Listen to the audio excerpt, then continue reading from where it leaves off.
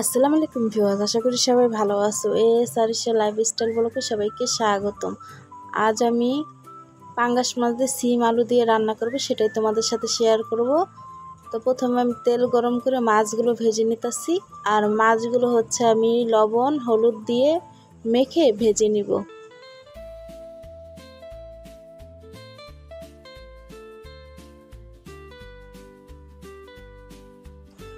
মাছগুলো ভাজা শেষ, আমি উঠে রাখবো।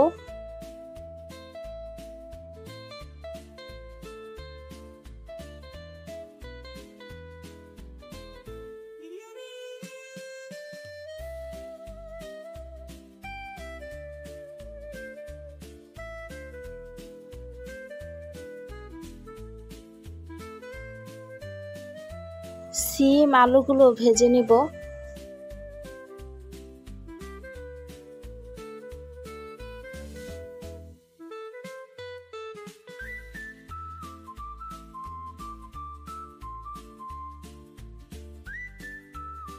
সিম আলুগুলো ভেজে রান্না করব। আর সিম আলু ভেজে রান্না করলে ভালো লাগে এই তরকারিটা, তাই আমি ভেজে নিতেছি।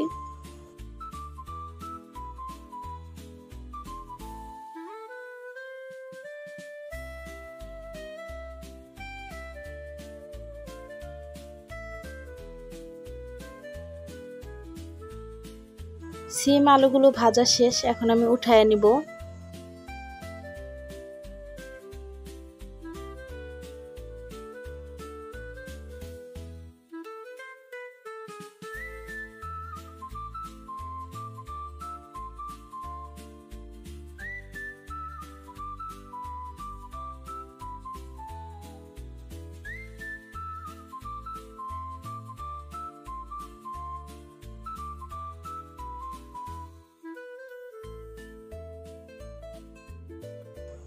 তো এখন এই তেলেই আমি জিরা দিয়ে দিব, আর জিরাটা ভেজে নিব। আর পেঁয়াজ দিয়ে দিব, পেঁয়াজগুলো ভেজে নিব নাড়াচাড়া দিয়ে।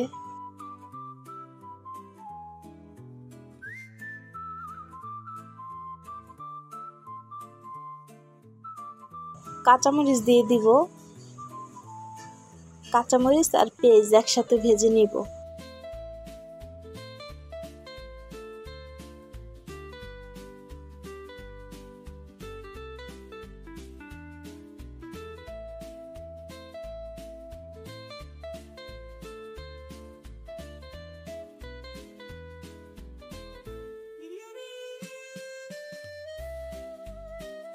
আদা রসুন বাটা দিয়ে ভেজে নিব।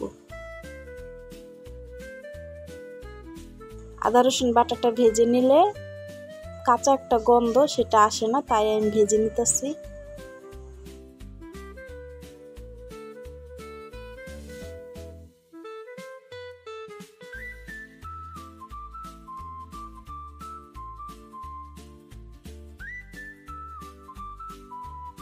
এখন পানি দিব, আর এই পানিটা দিয়ে কষায় নিব তরকারি, তাই এই পানিটা দিয়ে দিছি।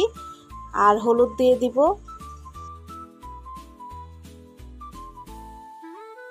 মরিচের গুঁড়ো দিয়ে দিব, ধনিয়ার গুঁড়ো দিয়ে দিব। মশলাগুলো নেড়ে চেড়ে ভালো করে কষায় নিব।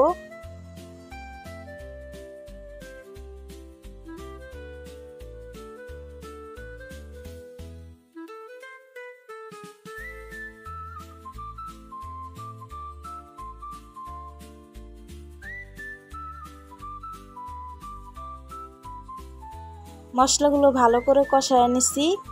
এখন সিম আর আলু ভেজে রাখছিলাম, তো ওইটাই দিয়ে দিতেছি। মশলাগুলোর সাথে সিম আর আলু ভালো করে কষায় নেব। নাড়াচাড়া দিয়ে ভালো করে কষায় নেব।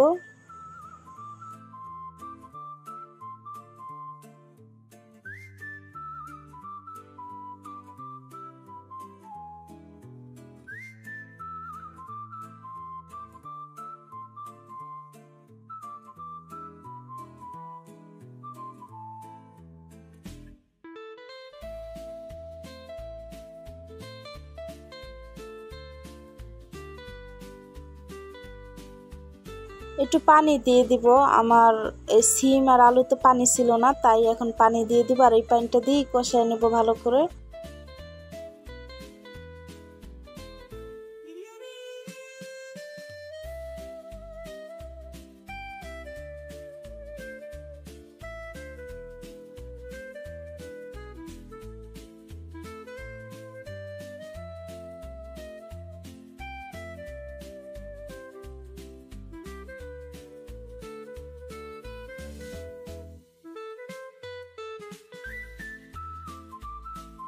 লবণ দিতে মনে ছিল না, তাই এখন লবণ দিয়ে দিতেছি।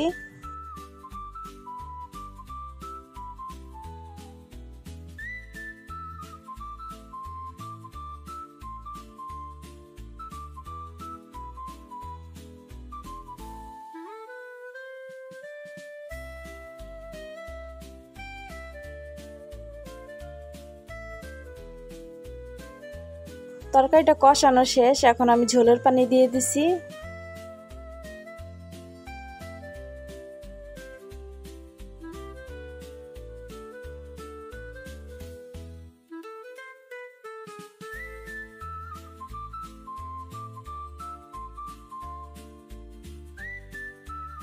তরকারিটা বলক এসে বসে, এখন আমি মাছগুলো দিয়ে দিব। মাছগুলো ভেজে রাখছিলাম, তো ওই মাছগুলোই দিয়ে দিতেছি।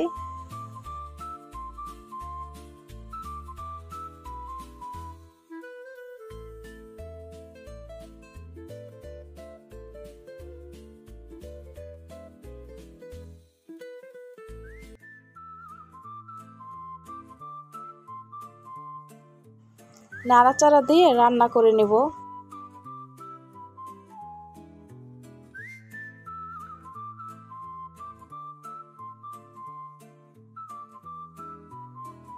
তাই তো তরকারিটা আমার রান্না হয়ে গেছে।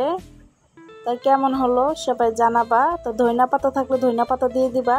আমার কাছে ধনিয়া পাতা ছিল না, তাই আমি ধনিয়া পাতা দিই নাই। আর খাইতে অনেক মজা হয়েছিল।